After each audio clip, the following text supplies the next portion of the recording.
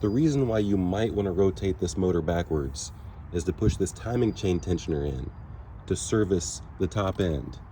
So you can put that keeper in the timing chain tensioner, you mark your timing, and you can take this camshaft tray off to maybe replace a camshaft, lifters, rockers, reseal your camshaft tray, which, while I'm on that, a lot of people overlook that there is O-rings in here that often leak down.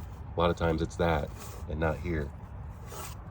Before I take the cylinder head off, I want to give you some tech tips on timing chains and timing belts that apply to pretty much all engines. You don't want to rotate the motor backwards, especially if it's not got a brand new chain on it and not got a brand new tensioner on it.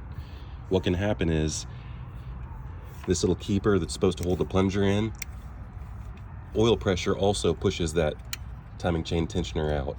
So if you push this plunger all the way in, the chain can skip, you can lose time. Here's an example with the old stretched timing chain and the tensioner plunger all the way fully extended.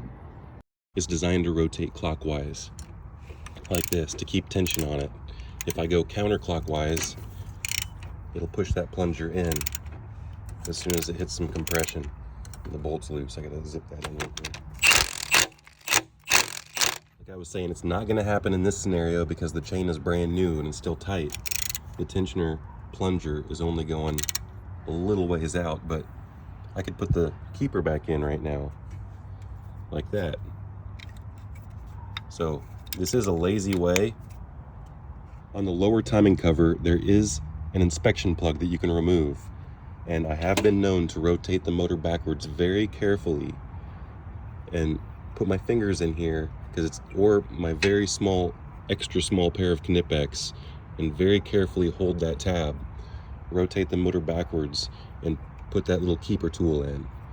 That way I don't have to remove the cover. I do have another tool that I put in here and pry it back, but it's difficult to pry it and hold that keeper in at the same time. So the rotating it backwards is the easiest, but you always have to be extremely careful doing that because you can skip a tooth here or here, and you have to check timing afterwards.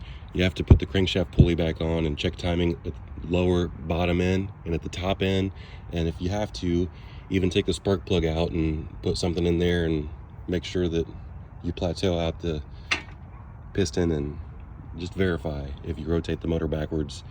Be very, very cautious.